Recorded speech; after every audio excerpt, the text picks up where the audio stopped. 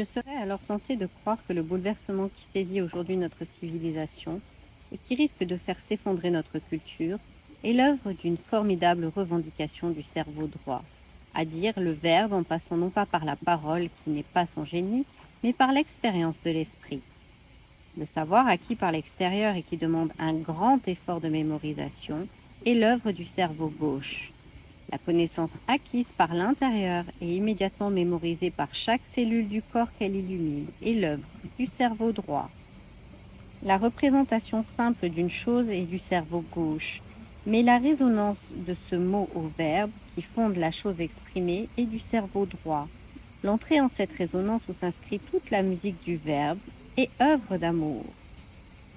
Face à elle, le cerveau gauche radicalise à tel point sa primauté, pour ne pas dire son exclusivisme, qu'il récupère cette expérience des profondeurs en y faisant accéder les êtres par des techniques qu'il croit contrôler et dont il explique les bienfaits par une analyse d'ordre matérialiste. Nous avons assez de recul aujourd'hui pour savoir que l'expérience alors atteinte n'est pas pour autant intégrée et qu'elle conduit souvent à des névroses plus graves que celles qu'elle croit éradiquer. Je n'exclurai pas cette même récupération faite par un cerveau droit réactionnel, non moins exclusif et relativement fou, aujourd'hui répandu dans les zones des milieux New Age les moins contrôlés par le cerveau gauche.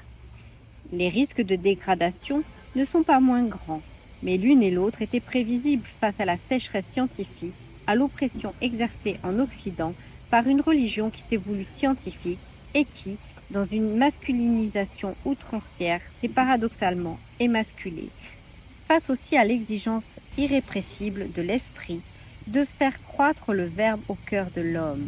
Les temps sont venus d'un mariage entre nos deux cerveaux, d'un mariage entre le masculin et le féminin, respectivement prépondérants dans l'hémisphère gauche et l'hémisphère droit.